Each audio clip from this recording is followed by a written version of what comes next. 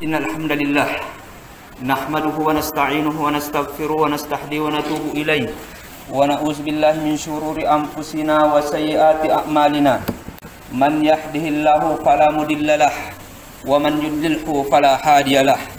Wa asyhadu an la ilaha illallah wahdahu la syarikalah wa asyhadu anna Muhammadan abduhu wa rasuluh.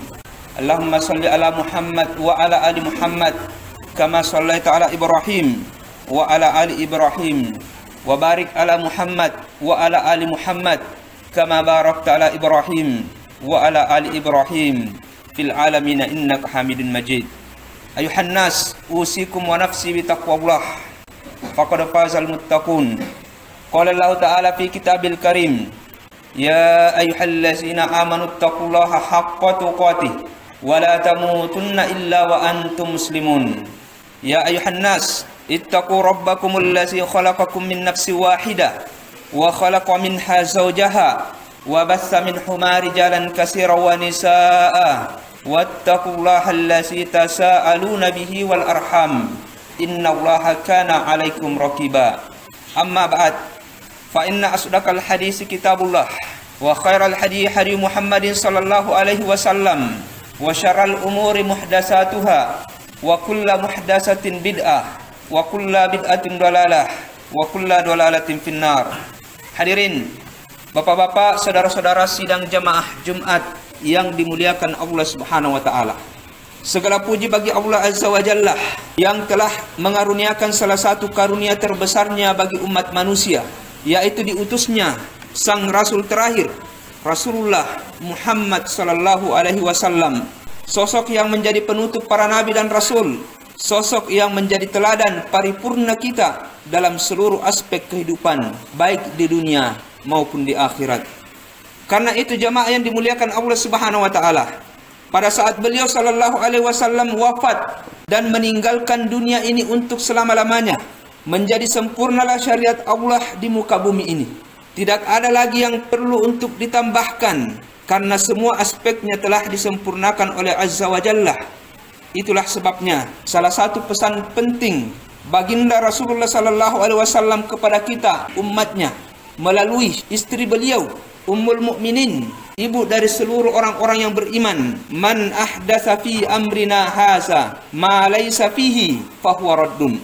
Barang siapa yang mengada-adakan hal baru dalam urusan agama ini, maka hal itu pasti ditolak oleh Allah Subhanahu wa taala. Semoga selawat dan salam selalu tercurah kepada beliau melalui lisan kita dan lisan segenap kaum yang beriman kepada Allah dan Rasulnya. Jamaah Jumat yang dimuliakan Allah Subhanahu wa taala, tidak ada satupun manusia yang mengaku beriman yang tidak mengakui kecintaannya pada sosok Muhammad sallallahu alaihi wasallam.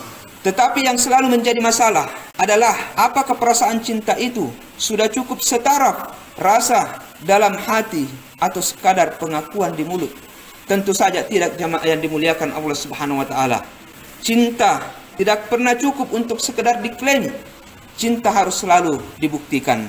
Karena itu Allah Subhanahu wa taala mengatakan di dalam salah satu firman-Nya, "Qul in kuntum tuhibbunallah fattabi'uni yuhibbukumullahu wa yaghfir lakum dzunubakum wallahu ghafurur rahim."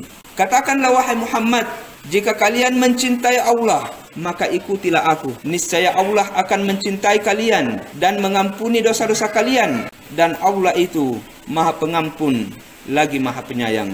Di dalam ayat ini, di dalam surah Ali Imran ayat yang ke-31, Allah Ta'ala menegaskan bahwa mencintai Allah harus dibuktikan dengan mengikuti jalan dan jejak Rasul yang diutusnya, yaitu Muhammad sallallahu alaihi wasallam. Satu hal yang menunjukkan bahwa cinta pada Allah takkan mungkin pernah dapat dipisahkan dari cinta pada Rasulullah sallallahu alaihi wasallam. Ayat ini juga menunjukkan bahwa cinta dan ittiba, mengikuti dengan setepat-tepatnya tanpa mengada-adakan perkara baru, adalah dua sisi mata uang yang tak bisa dipisahkan. Tiada cinta tanpa diikuti dengan ittiba, dan tidak ada ittiba jika tidak dilandasi dengan cinta. Sebagaimana juga cinta kepada Allah tak mungkin dipisahkan dari cinta para rasulnya sallallahu alaihi wasallam. Kita takkan pernah mungkin memilih satu dari keduanya. Allah Subhanahu wa taala berfirman di dalam surah At-Taubah ayat yang ke-24 yang artinya, katakan wahai Muhammad, jika bapak-bapak kalian, anak-anak kalian, saudara-saudara kalian, pasangan-pasangan kalian, kerabat kalian, serta harta yang kalian usahakan, perdagangan yang kalian khawatirkan kerugiannya, tempat tinggal yang kalian sukai, ahabba ilaikum minallahi wa rasulih, semuanya itu kalian cintai daripada Allah dan Rasulnya, wa jihadin fi sabilillah, dan berjihad di jalan Allah Subhanahu wa taala, fatarabbasu hatta ya'tiyallahu bi amri, maka tunggulah hingga Allah mendatangkan hukumannya. Wallahu la yahdil qaumal fasikin, dan Allah takkan memberikan petunjuk kepada orang-orang fasik. Melalui ayat ini jamaah yang dimuliakan Allah Subhanahu wa taala, Allah Azza wa Jalla mengajarkan sebuah prinsip penting dalam menata cinta dan menentukan skala prioritasnya, agar kemudian cinta yang kita miliki dapat melahirkan kebahagiaan sejati. Karena cinta yang membahagiakan sesungguhnya adalah cinta yang diberikan dan ditunaikan sesuai dengan proporsinya masing-masing. Maka silahkan mencintai kedua orang tua kita. Mari kita mencintai ayah dan ibu kita, tetapi jangan sampai kadar cinta itu mengalahkan cinta kita kepada Nabi Sallallahu Alaihi Wasallam. Silahkan mencintai anak-anak kita, ini adalah suatu fitrah, tetapi jangan sampai cinta itu larut hingga mengalahkan cinta pada Allah dan Rasulnya. Silahkan mencintai pasangan kita, istri mencintai suaminya, seorang suami mencintai istrinya, namun jangan sampai cinta itu membuat kita durhaka dan membangkang kepada Allah dan Rasulnya. Silahkan kita mencintai kerabat-kerabat kita, tetapi saat cinta itu bertentangan dengan konsekuensi cinta pada Allah Subhanahu wa taala dan Rasulnya, kita sudah tahu cinta mana yang harus kita dahulukan. Silahkan mencintai harta, bisnis yang sedang mekar-mekarnya, dan properti yang kita miliki dengan segala jenis dan jumlahnya. Tetapi jangan membiarkan rasa cinta itu mengalahkan cinta pada Allah dan Rasulnya. Jangan sampai hasrat cinta pada semua itu justru menjauhkan kita dari cinta kepada Allah dan Rasulnya.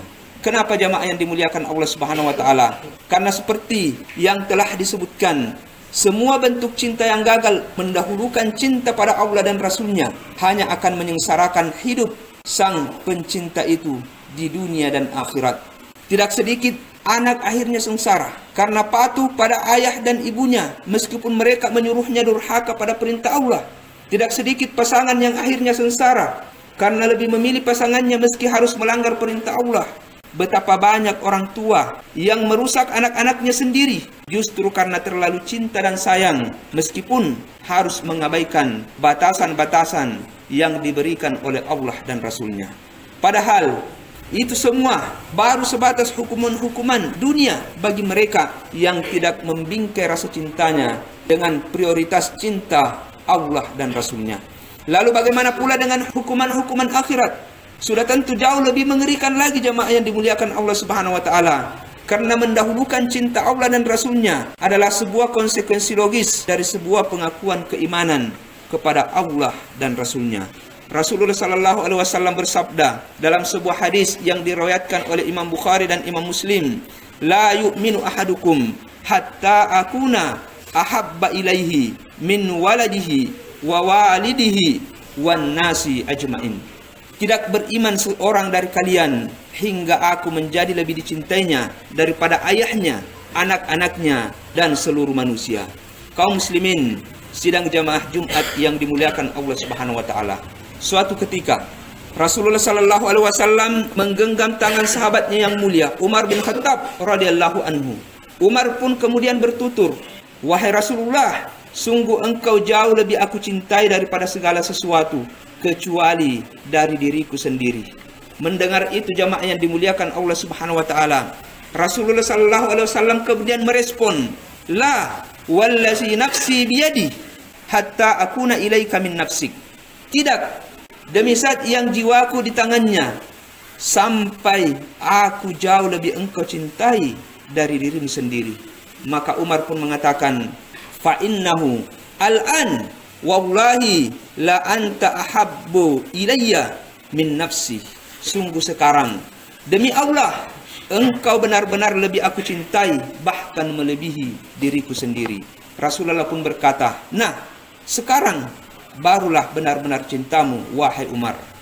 Karena itu jamaah yang dimuliakan Allah Subhanahu wa taala, tidak mengherankan jika Rasulullah sallallahu alaihi wasallam mengaitkan cinta Allah dan Rasulnya itu dengan rasa manis keimanan yang pasti akan menghadirkan keindahan dan kebahagiaan bagi pemiliknya.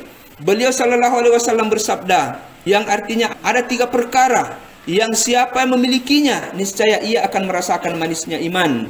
2 di antaranya jamaah yang dimuliakan Allah Subhanahu wa taala, jika Allah dan Rasulnya lebih dicintainya daripada apapun selain keduanya, dan jika ia mencintai seseorang namun ia tidak mencintainya kecuali hanya karena Allah Subhanahu wa taala, maka kaum muslimin yang dimuliakan Allah Subhanahu wa taala, sudah tiba waktunya bagi kita semua untuk segera melakukan muhasabah, memeriksa ulang dengan penuh introspeksi pada pengakuan dan klaim cinta pada Allah dan Rasulnya. Berhentilah mencintai Allah dan Rasulnya dalam bayang-bayangan palsu yang hanya dipenuhi dengan klaim tanpa bukti. Berhentilah terjebak dalam ritual-ritual yang tidak pernah berhasil membuktikan cinta sejati pada Allah Subhanahu wa taala dan Rasulnya. Cukupkan diri kita dengan panduan Allah dan Rasulnya dengan membuktikan cinta kita. Karena kebahagiaan sejati dunia akhirat hanya bisa dikecup indah dan manisnya saat kita betul-betul tunduk dan patuh pada panduan Allah Subhanahu wa taala dan Rasulnya. Barakallahu li wa lakum fil kitabil karim wa nafa'ni wa iyyakum bima fihi minal ayati wal zikril hakim. Aqulu qawli hadza wastaghfirullaha li wa lakum wa lisairil muslimina wal muslimat fastaghfiruhu innahu huwal ghafurur rahim.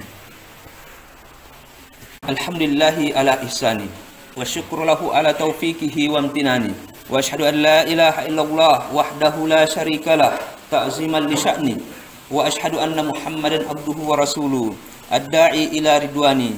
Allahumma salli wa sallim wa barik alaihi wa ala alihi wa ashabihi wa ikhwani.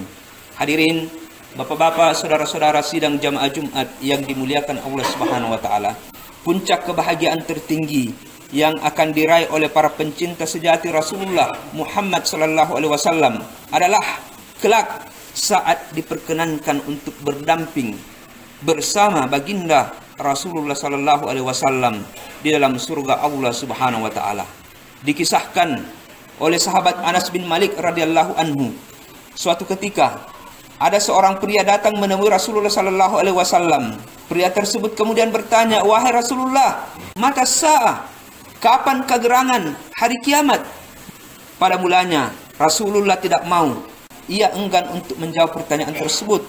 Tapi pria itu mengulangi pertanyaannya hingga Rasulullah kemudian bertanya balik kepadanya, "Apa yang engkau persiapkan untuk menghadapi hari kiamat tersebut?" Pria itu kemudian menjawab, "Hubballahi wa rasulih."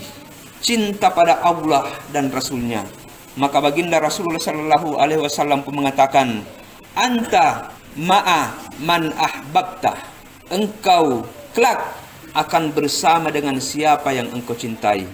Artinya jamaah yang dimuliakan Allah Subhanahu wa taala, siapa mencintai Allah Subhanahu wa taala, kelak ia akan diperkenankan berjumpa langsung dengan Allah Subhanahu wa taala di surganya. Siapa yang mencintai Rasulullah sallallahu alaihi wasallam, maka kelak ia akan membersamai beliau di dalam surga. Apakah ada kebahagiaan yang melebihi itu semua jamaah yang dimuliakan Allah Subhanahu wa taala? Inilah puncak paling membahagiakan bagi mereka yang mencintai Rasulullah sallallahu alaihi wasallam dengan sebenar-benarnya. Semoga kita semua menjadi hamba-hamba yang layak untuk merasakan puncak kebahagiaan itu di surga Allah Subhanahu wa taala bersama baginda Rasulullah sallallahu alaihi wasallam. Innallaha wa malaikatahu yusalluna 'alan nabi. Ya ayyuhallazina amanu sallu alaihi wa sallimu taslima.